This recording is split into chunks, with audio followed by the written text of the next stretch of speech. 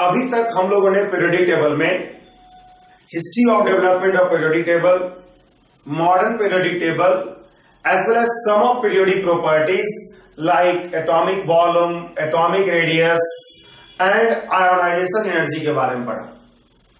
अब हम लोग कुछ और पीरियोडिक प्रॉपर्टीज के बारे में पढ़ने जा रहे हैं, जैसे कि अगला पीरियोडिक प्रॉपर्टीज है इलेक्ट्रॉन एफिनिटी। तो हम लोग इलेक्ट्रॉन एफिनिटी लिखने जा रहे हैं। इसको आज हम लोग समझेंगे कि इलेक्ट्रॉन एफिनिटी क्या होता है।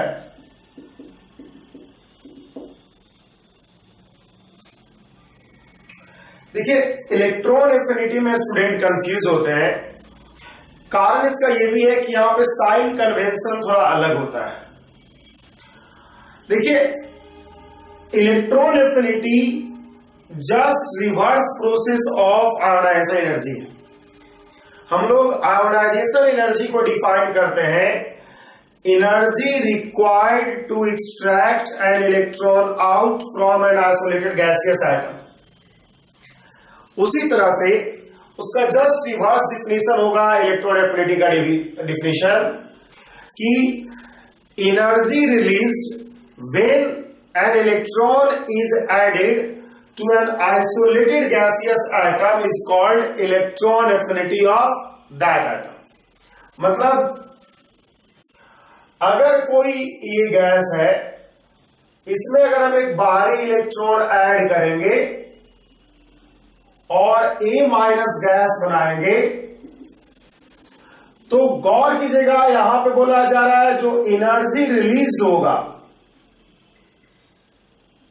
एनर्जी रिलीज होगा वही आपका इलेक्ट्रॉन एफिनिटी होगा। यही इलेक्ट्रॉन एफिनिटी का डिफिनेशन है कि जब एक इलेक्ट्रॉन को आइसोलेटेड गैसियस एटम में ऐड किया जाएगा तो जो एनर्जी रिलीज होगा उसी को हम लोग कहेंगे इलेक्ट्रॉन एफिनिटी। ठीक है, इसको हम लोग डिफाइन कर सकते हैं इस तरह से, the amount of energy released, the amount of energy released when an electron is added, when an electron is added to an isolated gaseous atom, to an isolated gaseous atom is called electron affinity. इसी को हम लोग क्या कहते हैं, electron affinity कहते हैं। ठीक है, जो एनर्जी रिलीज होगा इन द प्रोसेस उसी को हम लोग इलेक्ट्रॉन एफिनिटी कहते हैं। लाइक आयोनाइजेशन एनर्जी, ये भी इलेक्ट्रॉन वोल्ट पर एटम या किलो जूल पर मोल में नापा जा सकता है। ठीक है, गौर करने वाली बात यह है यहां पर कि एनर्जी रिलीज्ड, नोट में करके हम यहां पर लिख दें इस बात को, जो कंफ्यूजिंग पॉइंट है वो यही है कि एनर्जी रिलीज्ड का मतलब होता है माइनस ऑफ एनर्जी चेंज। ठीक है, एनर्जी रिलीज्ड कोई भी थर्मोडायनेमिक क्वांटिटी अगर एनर्जी रिलीज्ड के टर्म में डिफाइन हो, जो कि होता है initial energy minus final energy. अगर हम आपसे बोले कि शुरुआत में 100 जूल एनर्जी है, बाद में 50 जूल एनर्जी है, तो कितना एनर्जी रिलीज हुआ, तो आप क्या करोगे, 100 joule minus 50 joule, 100 joule minus 50 joule, 100 joule minus 50 joule. तो आप energy initial minus energy final से एनर्जी रिलीज निकालोगे। और एनर्जी रिलीज का मतलब सिंपल ये है, एनर्जी रिलीज का मतलब ये होगा energy initial minus energy final. हम लोग इसको इस तरह से लिख सकते हैं EF minus EI and that will be equal to minus of delta I। जब आप एनर्जी चेंज की बात करते हो तो final energy minus initial energy लिखते हो, जब एनर्जी रिलीज की बात करते हो तो initial energy minus final energy लिखते हो। तो आपको दिख सकता है कि ये माइनस ऑफ एनर्जी चेंज के बराबर होगा। कोई भी थर्मोडायनेमिक क्वांटिटी अगर एनर्जी रिलीज के टर्म में डिफाइन हो तो वो माइनस ऑफ एनर्जी चेंज के बराबर होगा। मतलब जो एबव प्रोसेस है उसमें जो एनर्जी चेंज होगा उसका माइनस साइन के साथ इलेक्ट्रॉन एफिनिटी होगा। मतलब इस बात को गौर कीजिएगा। अगर हम ए गैस में एक इलेक्ट्रॉन ऐड करते हैं और ए माइनस गैस बनाते हैं, इसमें जो डेल्टा एच होगा वो माइनस ऑफ इलेक्ट्रॉन एफिनिटी के बराबर होगा। Where delta H is called electron gain enthalpy. इसको हम लोग इलेक्ट्रॉन गेन एंथैल्पी कहते हैं। ठीक है, डेल्टा एच जो होगा माइनस ऑफ इलेक्ट्रॉन एफिनिटी के बराबर होगा। डेल्टा एच जहां पर इलेक्ट्रॉन गेन एंथैल्पी कहलाता है। और इससे आप आसानी से ये चीज लिख सकते हो कि आपका जो टर्म होगा वो आप क्या होगा कि electron affinity will be minus of electron gain enthalpy.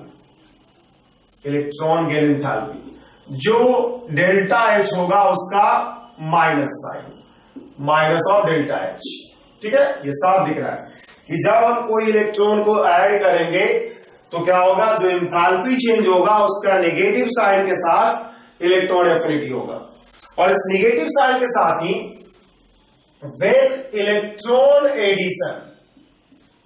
when electron addition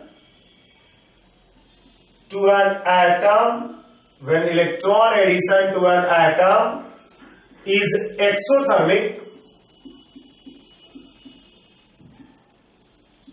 when electron addition to an atom is exothermic, मतलब आप कह सकते हो कि favourable,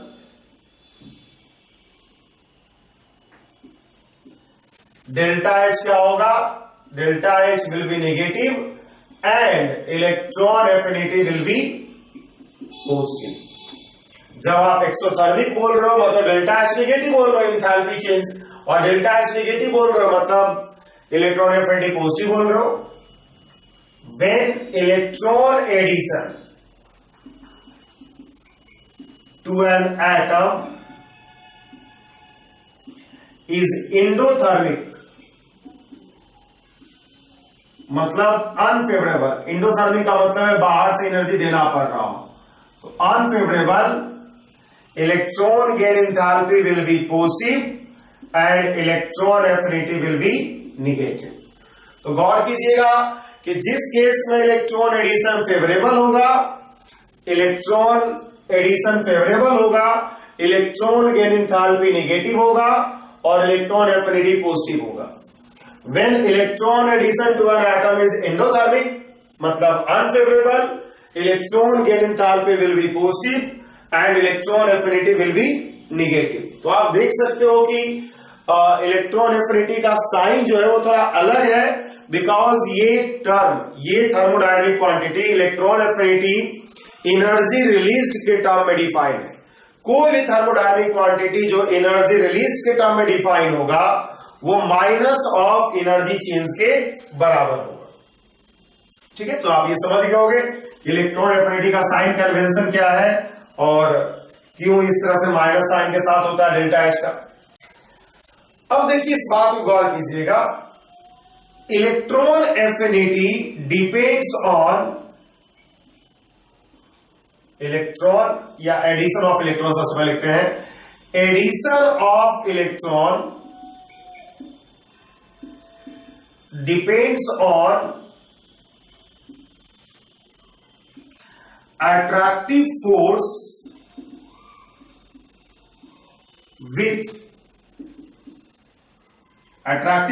between nucleus and added electron।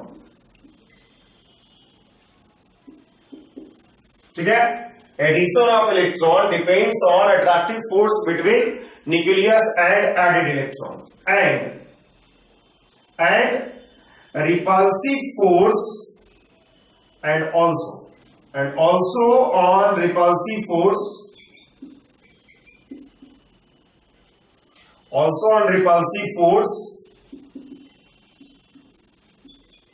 Between added electron and valence electron. ठीक है, आप जानते हो एक्चुअल में क्या होगा। एक्चुअली इलेक्ट्रॉन एफिनिटी, गौर कीजिएगा, इलेक्ट्रॉन एफिनिटी, अट्रैक्टिव फोर्स अगर ज्यादा है इसका मतलब एनर्जी घटेगा। अट्रैक्टिव फोर्स बढ़ना मतलब एनर्जी घटना, मतलब ऑसिलेटी बढ़ना। एनर्जी घटेगा तो ज्यादा एक्सोथर्मिक होगा, और ज्यादा एक्सोथर्मिक का मतलब इलेक्ट्रॉन एफिनिटी का वैल्यू ज्यादा होगा। तो डायरेक्टली प्रोपोर्शनल होता है force of attractive force between nucleus electron. और वैसी बात है, एडेड इलेक्ट्रॉन की बात कर रहे हैं हम लोग, और इलेक्ट्रॉन एफिनिटी इनवर्सली प्रोपोर्शनल होगा फोर्स बिटवीन इलेक्ट्रॉन जो बैलेंस है और इलेक्ट्रॉन जो एडेड है। जो इलेक्ट्रॉन हमने ऐड किया है और जो इलेक्ट्रॉन हमने बैलेंस इलेक्ट्रॉन लिया है, जो इलेक्ट्रॉन एडेड है और जो इलेक्ट्रॉन बैलेंस है, ये दोनों जो है उसके बीच में रिपल्सन जितना ज्यादा होगा आपको उतना ज्यादा एनर्जी देना पड़ेगा। रिपल्सिव फोर्स ज्यादा मतलब एनर्जी बढ़ा, एनर्जी बढ़ा मतलब आपको एनर्जी देना पड़ा, मतलब एंडोथर्मिक फिनोमेना हुआ, मतलब इलेक्ट्रॉन एफिनिटी नेगेटिव हो गया।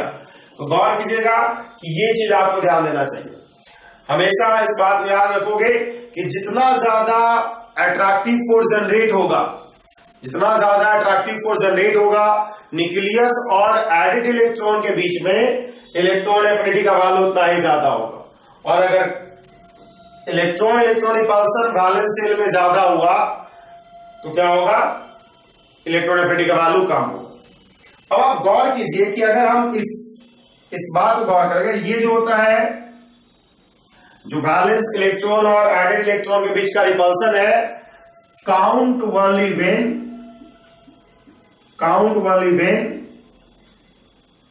Valence shell is small, valence shell is small with larger number of balance electron, larger number of balance electron. ये तभी काउंट होता है जब बैलेंस शेल क्या हो, जब बैलेंस शेल क्या हो, छोटा हो और उसमें ज्यादा नंबर ऑफ इलेक्ट्रॉन्स हो। बैलेंस शेल में अगर ज्यादा नंबर ऑफ इलेक्ट्रॉन्स होगा तभी जो होगा ये काउंट होगा, वरना काउंट नहीं होगा। खैर इसकी बात छोड़ते हैं, हम इस पे आते हैं। ठीक है, न्यूक्लियस इलेक्ट्रॉन अट्रैक्टिव फोर्स पे इलेक्ट्रॉन एफिनिटी डायरेक्टली डिपेंड कर रहा है। इसके आधार पे आप ट्रेंड ऑफ इलेक्ट्रॉन एफिनिटी आसानी से लिख सकते हो।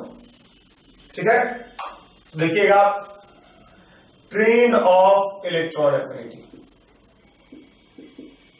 इन पीटी, पीरियोडिक टेबल में ट्रेंड ऑफ इलेक्ट्रॉन एफिनिटी क्या होगा। तो जैसा कि आप देख रहे हो कि सिंस इलेक्ट्रॉन एफिनिटी जो है वो डायरेक्टली प्रोपोर्शनल है न्यूक्लियस इलेक्ट्रॉन एडेड फोर्स के बीच का, और ये जो होता है आप जानते हो डायरेक्टली प्रोपोर्शनल होता है Z effective by r square. ठीक है, force between nucleus added electron Z effective divide by r square, directly proportional होगा। फोर्स, कूलम्ब फोर्स का फॉर्मूला सिंपली, कूलम्ब जो चार्ज होगा, जितना ज्यादा चार्ज होगा, क्योंकि ई तो कांस्टेंट ही है, तो जेड इफेक्टिव जितना न्यूक्लियर चार्ज दिखेगा उतना ज्यादा फोर्स रहेगा, डिस्टेंस कम होगा तो फोर्स ज्यादा होगा। सो इन group as we move downward, electron affinity decreases due to increment in size. साइज बढ़ने के कारण नीचे की तरफ जाओगे तो साइज बढ़ेगा, और साइज जब बढ़ेगा तो क्या होगा, इलेक्ट्रॉन एफिनिटी का वैल्यू घटेगा, बिकॉज देख रहे हो कि आर स्क्वायर की इनवर्सली प्रोपोर्शनल है। In period as we move from left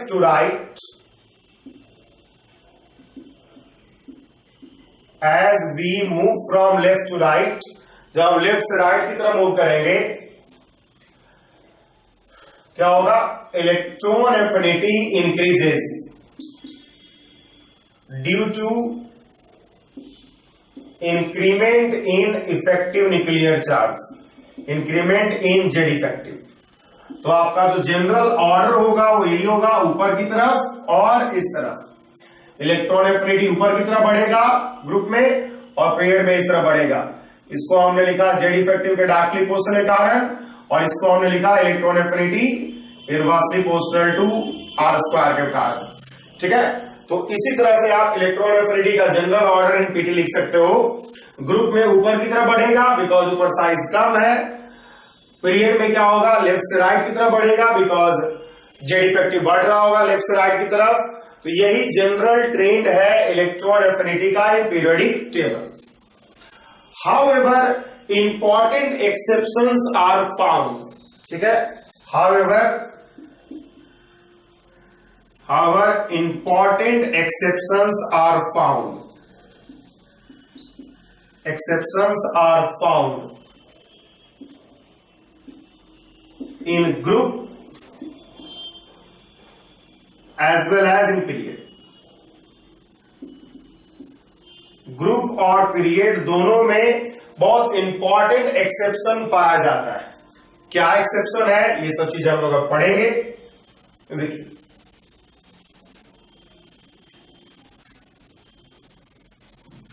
हम लोग सबसे पहले एक्सेप्शन इन ग्रुप की बात करते हैं। ठीक है,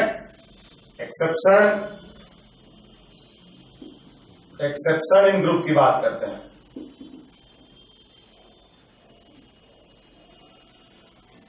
जब आप देखोगे 5A 4A 5A 6A 7A 4A 5A 6A and 7A, इन सभी में ट्रेंड के अनुसार क्या होना चाहिए, नीचे जाने पे घटना चाहिए। ग्रुप नीचे जाने पे घटना चाहिए देखा जाता है, लेकिन electron affinity of second element ज्यादा हो जाता है electron affinity of first element. मतलब अगर हम प्लॉट करना चाहें इस तरह से इलेक्ट्रॉन एफिनिटी को, तो आप देखोगे फ्लोरीन क्लोरीन। ठीक है, हम जीरो सेट नहीं किए हुए, यहां पे गौर कीजिएगा हम जीरो सेट नहीं किए हुए हैं। तो fluorine chlorine bromine iodine, fluorine chlorine bromine iodine. पहले बढ़ा फिर घटा, होना चाहिए था पहले लगातार घटना चाहिए था। Oxygen sulphur selenium, oxygen sulphur selenium Trillium. Zero लगभग यही होगा, नाइट्रोजन का जीरो से नीचे होता है। Nitrogen phosphorus arsenic antimony. ठीक है, कार्बन का भी क्या होगा, इसी तरह से होता है। कार्बन का नाइट्रोजन ऊपर होगा, कार्बन सिलिकॉन जर्मेनियम। ठीक है,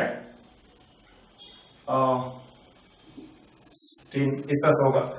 तो आप देख सकते हो कि क्या हो रहा है, इन सभी में सेकेंड एलिमेंट का जो इलेक्ट्रॉन एफिनिटी है वो ज्यादा हो जा रहा है कंपेयर जीरो। एक्चुअल में यहां पे ऐसे क्या हुआ, क्योंकि नाइट्रोजन का थोड़ा निगेटिव होता है। हम लोग पढ़ेंगे क्यों निगेटिव क्यों पॉजिटिव है।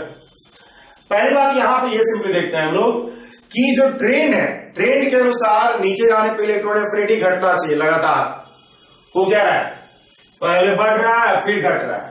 मतलब सेकेंड वाले का पहला से ज्यादा हो जा रहा है सेकेंड का। क्यों, कैसे, देखिए इसको एक्सप्लेन करते हैं।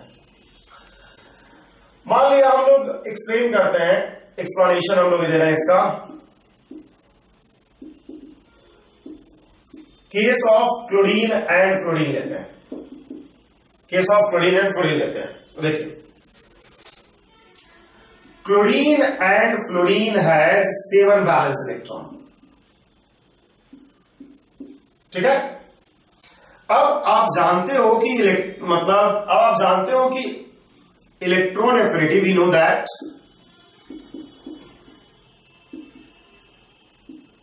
इलेक्ट्रॉन एफिनिटी जो होगा डायरेक्टली प्रोपोर्शनल होता है न्यूक्लियस इलेक्ट्रॉन अट्रैक्टिव फोर्स, और इनवर्सली पोस्टल होता है electron electron repulsive force. Electron electron repulsive force कौन सा इलेक्ट्रॉन? जो एडेड इलेक्ट्रॉन है और बैलेंस इलेक्ट्रॉन है उसका। अब size of fluorine is much less than that of chlorine, ठीक है, with both having 7 balance electron, जो कि एक बड़ा नंबर है बैलेंस इलेक्ट्रॉन, एक ज्यादा नंबर है बैलेंस इलेक्ट्रॉन से, ठीक है। तो size of chlorine is much smaller than, much less than that of chlorine. तो इसका सीधा मतलब है कि nucleus electron attractive force fluorine में ज्यादा होगा compare to nucleus electron attractive force in chlorine, ठीक है।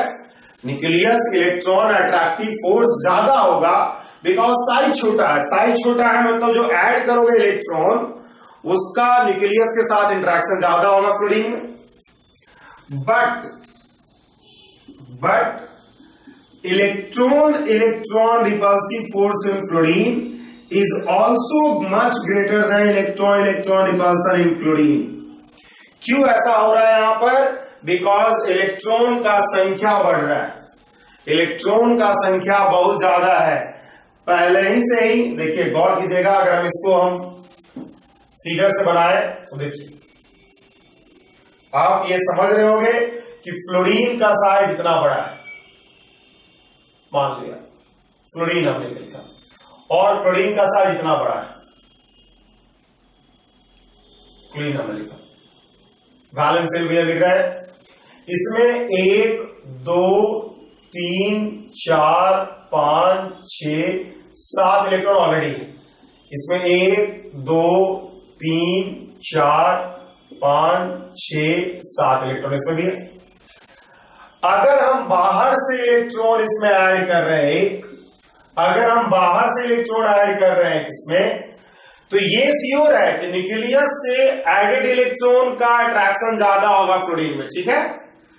एडेड इलेक्ट्रॉन का न्यूक्लियस से ज्यादा इंटरेक्शन होगा बिकॉज नजदीक है।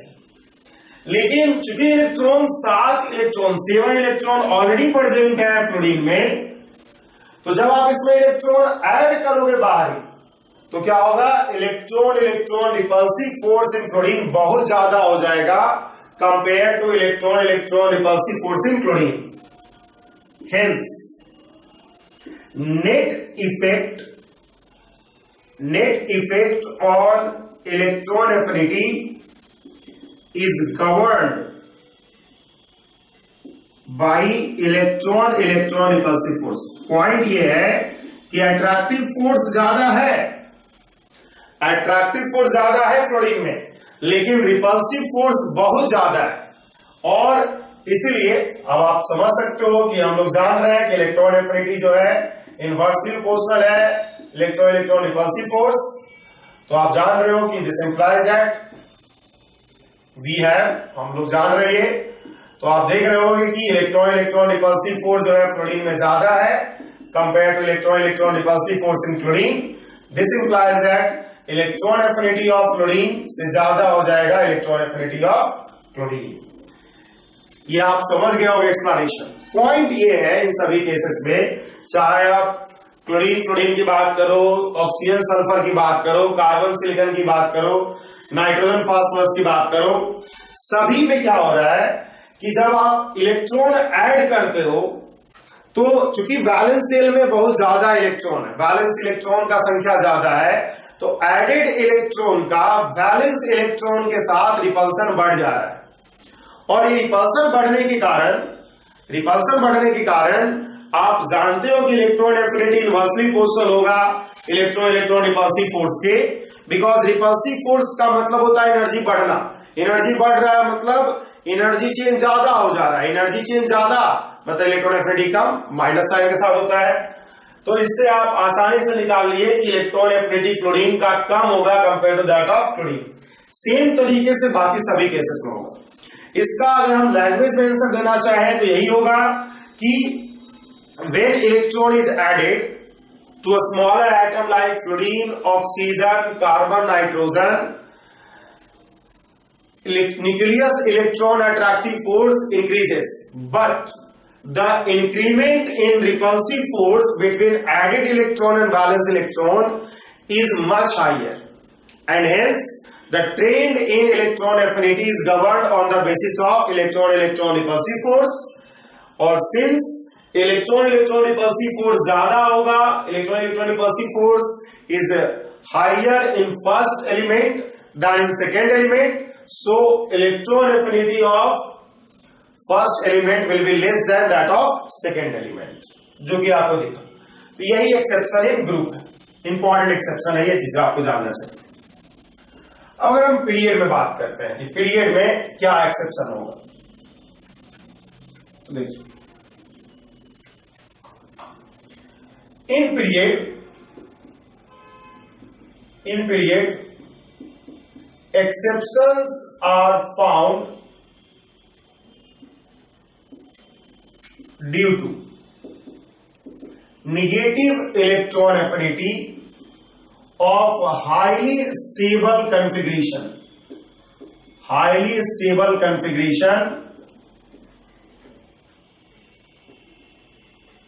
like नोबल गैस का स्टेबल कॉन्फ़िगरेशन होता है, सेकेंड मेटल सेकेंड एलिमेंट इसका भी फुलफिल्ड होता है, नाइट्रोजन लाइक एलिमेंट्स।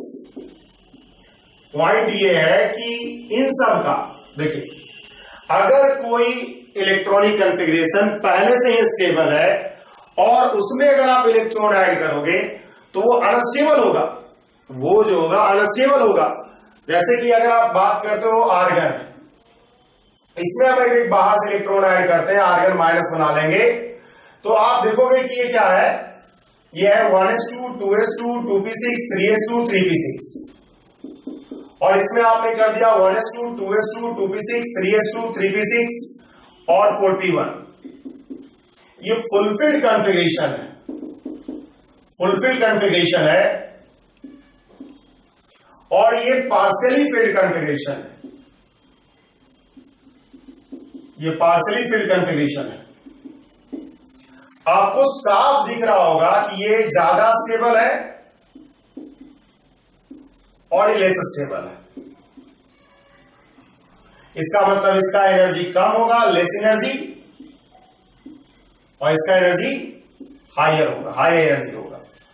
और इससे आपको साफ पता चलेगा यहां पर डेल्टा ई पॉजिटिव है, और डेल्टा ई पॉजिटिव है, this implies that electron affinity will be minus delta E, that will be equal to negative.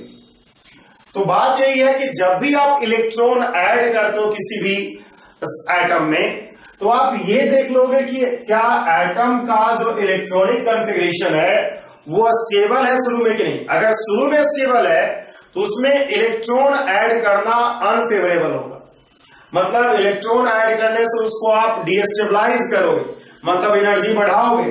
Energy बढ़ाने का मतलब है कि आपका स्टेबिलिटी घटना, और इसका मतलब इलेक्ट्रॉन एफिनिटी नेगेटिव होगा। तो इसका याद रखोगे, नोबल गैस का, सेकेंड एलिमेंट का और nitrogen like element half filled configuration, fulfilled, ये भी फुलफिल्ड की तरह NH2 कॉन्फ़िगरेशन, और ये partially field half filled configuration, जिसके कारण से एक्सेप्शन आएगा। अब देखिए आपको हम समझाते हैं कि क्या होगा। हम मान लिया एग्जांपल लेते हैं सेकेंड पीरियड। सेकेंड पीरियड की अगर हम बात करें और हमारे इलेक्ट्रॉन एफिनिटी को प्लॉट करें, इलेक्ट्रॉन एफिनिटी को प्लॉट कर रहे हैं, 0 है सेट किया हुआ। लिथियम का इलेक्ट्रॉन एफिनिटी यहां पर होगा, लिथियम में पॉजिटिव होगा इलेक्ट्रॉन एफिनिटी, मतलब फेवरेबल है इलेक्ट्रॉन एडिशन। बात अगर हम बेरिलियम की करें तो इलेक्ट्रॉन एफिनिटी इसका नेगेटिव हो जाएगा, बेरिलियम का इलेक्ट्रॉन एफिनिटी नेगेटिव, बिकॉज इसमें इलेक्ट्रॉन एडिशन करना अनफेवरेबल। बेरिलियम के बाद बोरोन, बोरोन का ये होगा, लिथियम थोड़ा ऊपर, बोरोन के बाद कार्बन, कार्बन का electron affinity positive, because favourable होगा एडिशन करना। कार्बन के बाद नाइट्रोजन का नेगेटिव हो जाता है because of half filled configuration, एकदम ये लगभग नेगेटिव होता है, 0 के करीब, बिकॉज हाफ फिल्ड कॉन्फ़िगरेशन है नाइट्रोजन का, और नाइट्रोजन में फर्दर इलेक्ट्रॉन ऐड करना उसको डिस्टेबलाइज करेगा। उसके बाद नाइट्रोजन के बाद है कौन सा, ऑक्सीजन।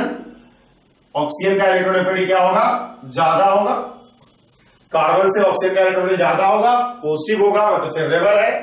ऑक्सीजन के बाद फ्लोरीन, ऑक्सीजन के बाद फ्लोरीन जिसमें इलेक्ट्रॉन एडिशन करना फेवरेबल होगा। और फ्लोरीन के बाद नियॉन जिसका कि बहुत ज्यादा निगेटिव होगा बिकॉज ये नोबल गैस कॉन्फिगरेशन है। तो this will be the trend of electron affinity in second period.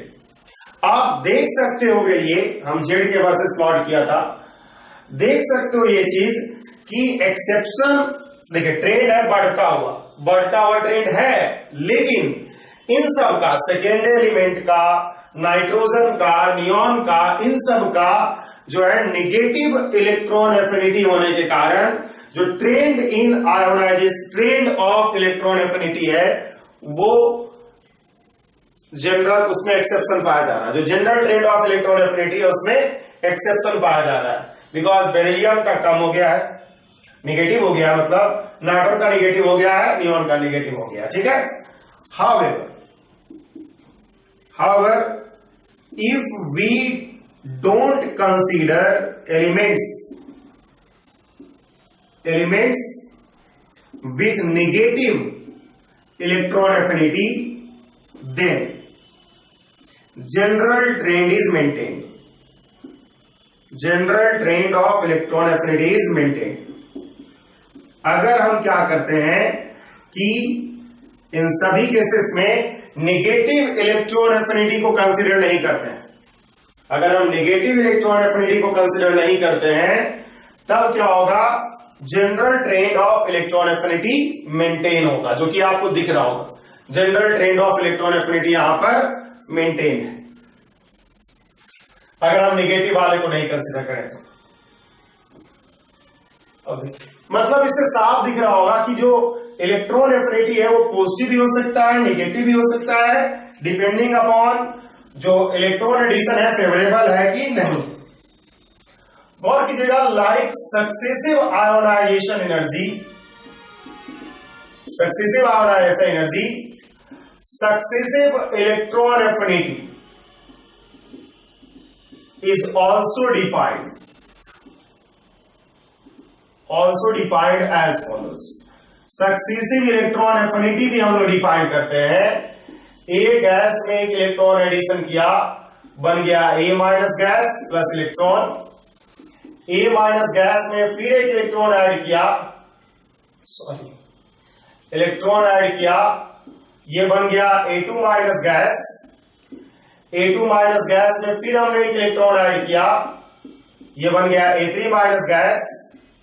A3 minus gas में फिर हमने एक इलेक्ट्रॉन ऐड किया, ये बन गया A4 माइनस गैस। तो आप देख सकते हो कि इलेक्ट्रॉन आप जैसे जैसे ऐड करते जा रहे हो नेगेटिव चार्ज डेवलप करेगा।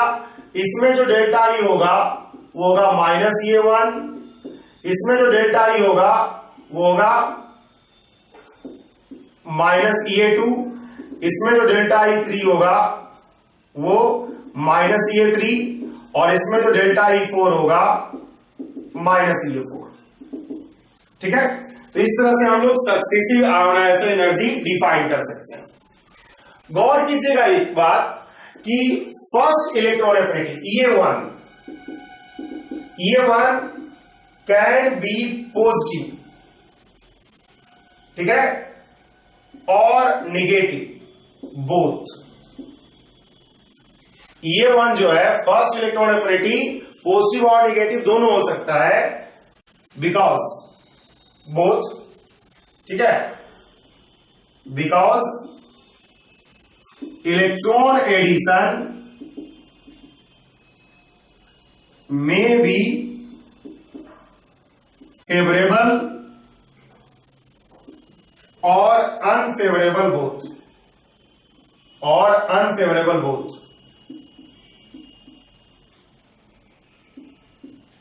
फेवरेबल अगर हुआ तो इलेक्ट्रॉन एफिनिटी पॉजिटिव होगा बिकॉज डेल्टा नेगेटिव हो जाएगा। डेल्टा ई मतलब electron gaining enthalpy, delta E यहां पर इलेक्ट्रॉन गेनिंग एंथैल्पी रिप्रेजेंट कर रहा है इलेक्ट्रॉन एफिनिटी का माइनस, ठीक है। तो पॉजिटिव नेगेटिव दोनों हो सकता है। हाउएवर, इस बात को गौर कीजिएगा कि however EA2, EA3, EA4 are always negative because addition of an electron to negatively charged spaces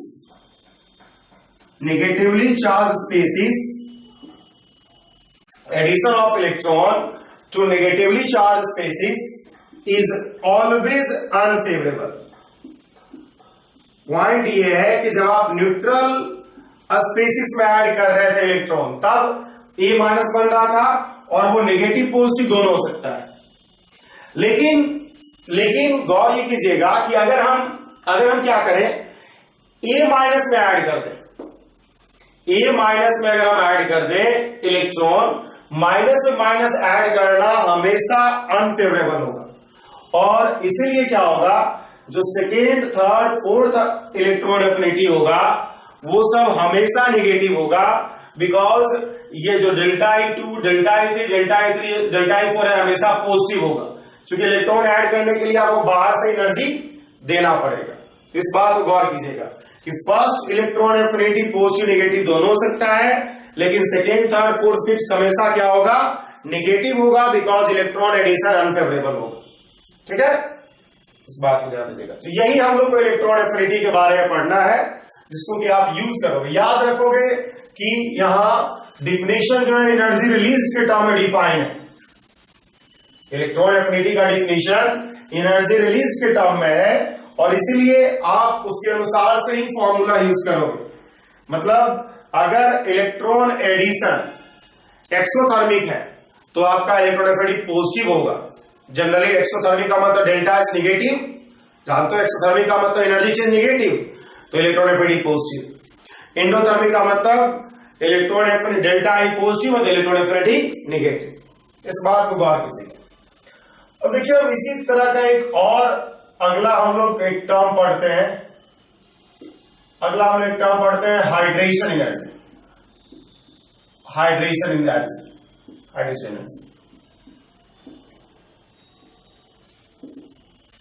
hydration energy क्या होता है? हम हाइड्रेशन एनर्जी को इलेक्ट्रॉन एफिनिटी के साथ ही पढ़ा है, बिकॉज यहां भी साइन कन्वेंशन में डिफरेंस है।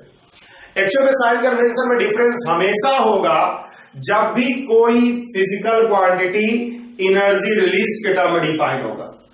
तो हाइड्रेशन एनर्जी भी इसी तरह से डिफाइन होता है, energy released when 1 mole of ion, gaseous ion, completely hydrated to form hydrated ion।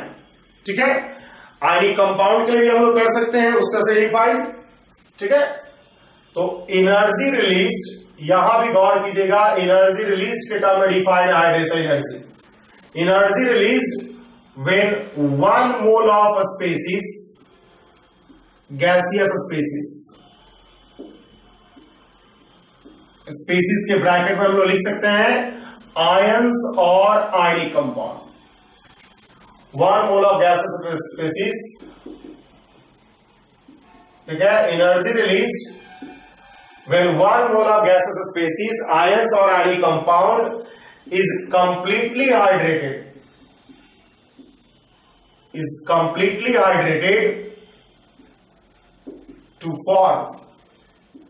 to form aqueous spaces या हाइड्रेटेड स्पेसिस कहते हैं, form hydrated species is called hydration energy.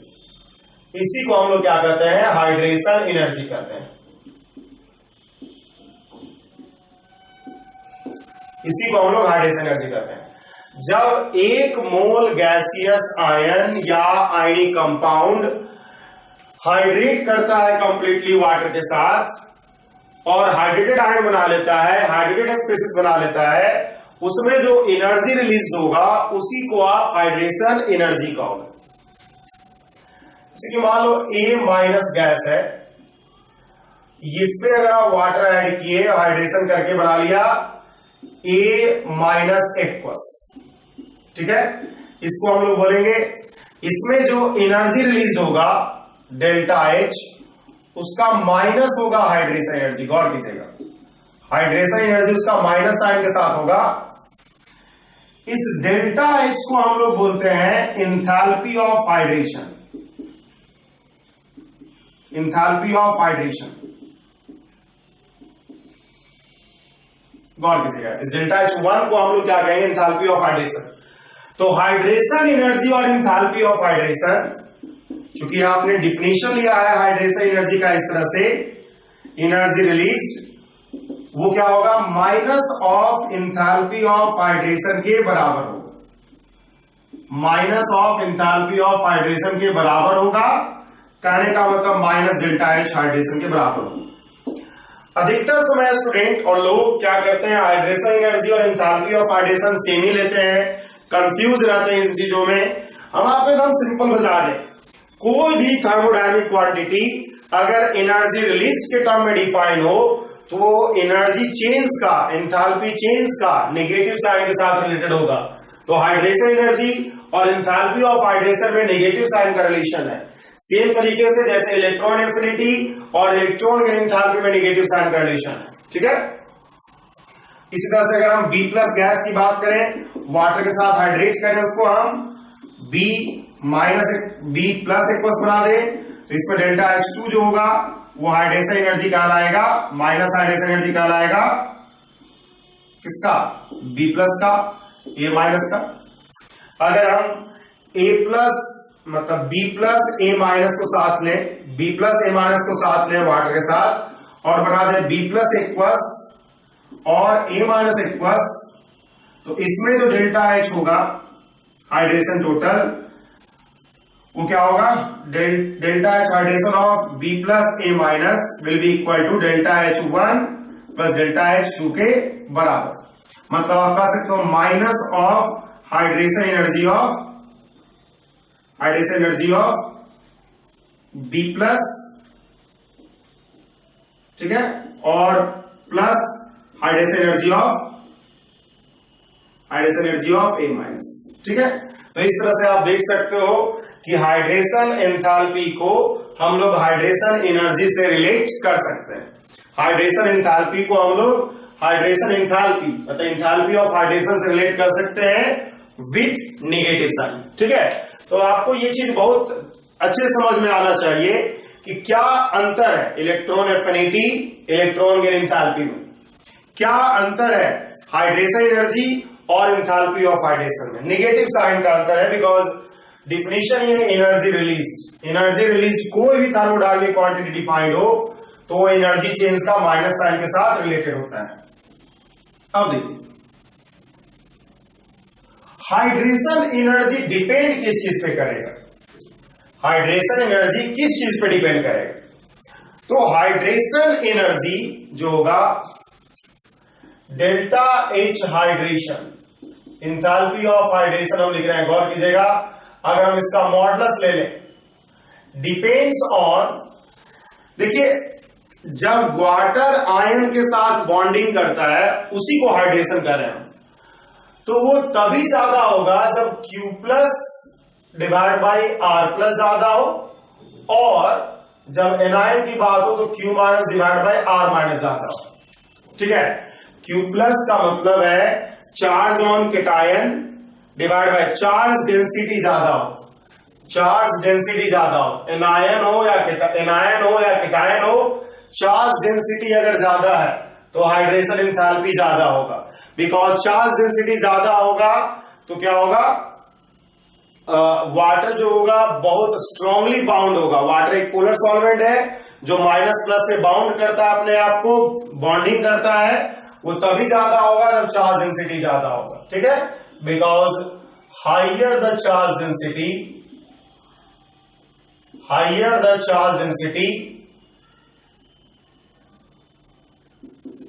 Of ion greater will be its hydration, और ज्यादा hydration होगा मतलब ज्यादा energy release होगा, और ज्यादा एनर्जी रिलीज होगा मतलब हाइड्रेशन एनर्जी ज्यादा होगा, ठीक है। तो यही हाइड्रेशन एनर्जी का अब बात करेंगे हम trend of delta H hydration या hydration energy in PT in periodic table. तो आप देखोगे कि इन ग्रुप जो होगा हाइड्रेशन एनर्जी क्या होगा, नीचे की तरफ घटेगा, बिकॉज नीचे की तरफ क्या हो रहा है, नीचे की तरफ साइज बढ़ रहा है। As we move downward, as we move downward hydration energy decreases, decreases due to increment in size। साइज बढ़ने के कारण क्या होगा, हाइड्रेशन एनर्जी नीचे जाने पे घटेगा। अब अगर हम पीरियड में बात करें तो इन पीरियड हाइड्रेशन एनर्जी का जो वैल्यू है, मैग्नीट्यूड है, डेल्टा एच हाइड्रेशन का मैग्नीट्यूड ले रहे हैं हम, जो हाइड्रेशन एनर्जी के बराबर ही लेके चलेंगे। डेल्टा एच देखिए, मैग्नीट्यूड जब हमने ले लिया डेल्टा एच हाइड्रेशन का, एंथैल्पी ऑफ हाइड्रेशन का मैग्नीट्यूड, तो जान लीजिए एंथैल्पी ऑफ हाइड्रेशन हमेशा नेगेटिव होता है। Enthalpy of hydration is always negative. इसका मतलब hydration energy is always positive. तो जब उस नेगेटिव का मॉडुलस वैल्यू ले लिया तो ये हाइड्रेशन एनर्जी हो रहा है। इस चीज को हम लोग थर्मोकेमिस्ट्री में पढ़ चुके हैं। वैसे आपको यहां भी पता होना चाहिए कि एंथैल्पी ऑफ हाइड्रेशन हमेशा नेगेटिव होगा, बिकॉज बॉन्डिंग हो रहा है। किसी भी चीज में अगर बॉन्डिंग होता है, वाटर मॉलिक्यूल आयन के साथ बॉन्डिंग कर रहा है, तो bond formation is always exothermic, bond formation is always exothermic. और इसलिए क्या होगा, डेल्टा एच हाइड्रेशन क्या होगा का मॉडुलस, डेल्टा एच हाइड्रेशन हमेशा नेगेटिव होगा और इसलिए हाइड्रेशन एनर्जी हमेशा पॉजिटिव होगा। तो अगर हम modulus of delta H hydration लिख रहे हैं तो ये एक्चुअल में हाइड्रेशन एनर्जी रिप्रेजेंट कर रहा है। ठीक है, तो in period hydration energy increases as charge on ion increases. अब देखिए यहां पर थोड़ा सा ट्रबल हो सकता है आपको। अगर हम बात करें केटायन का, तो केटायनिक चार्ज जो होता है पीरियड में इस तरह बढ़ता है। जैसा देखो Na plus, Mg2 plus, Al3 plus, तो केटायनिक चार्ज इधर बढ़ रहा है तो हाइड्रेशन एनर्जी उधर बढ़ेगा, इधर बढ़ेगा। तो डेल्टा एच हाइड्रेशन का मैग्नीट्यूड इधर और डेल्टा एच हाइड्रेशन का मैग्नीट्यूड इधर बढ़ेगा। अगर हम बात करें एनायनिक चार्ज का, तो डेल्टा एच हाइड्रेशन का मैग्नीट्यूड इधर बढ़ेगा और डेल्टा एच हाइड्रेशन का मैग्नीट्यूड इधर बढ़ेगा। ठीक है, बिकॉज आपका एनायनिक चार्ज बढ़ रहा है, N3 minus, O2 minus, F minus. ठीक है, तो इस तरह से होगा, क्या होगा, आपका एनायनिक चार्ज बढ़ रहा है। तो गौर कीजिएगा यहां पर पीरियड में आप ट्रेंड डेफिनेट नहीं लिख पाओगे। केटायन के लिए इधर बढ़ेगा बिकॉज केटायनिक चार्ज इधर बढ़ रहा है, एनायन के लिए इधर बढ़ेगा बिकॉज एनायनिक चार्ज इधर बढ़ रहा है। ठीक है, यही जो है हाइड्रेशन एंथैल्पी के बारे में आपको जानना है। ठीक है, trend of hydration energy in PT की बात करें तो ग्रुप में नीचे की तरफ घटेगा बिकॉज साइज बढ़ रहा है। पीरियड में अगर हम बात करें तो आपको आयनिक चार्ज देखना होगा। केटायन होगा तो केटायन का चार्ज इधर बढ़ता है इसलिए इधर हाइड्रेशन एनर्जी बढ़ेगा, एनायनिक चार्ज इधर बढ़ता है इसलिए हाइड्रेशन एनर्जी इधर बढ़ेगा। ठीक है,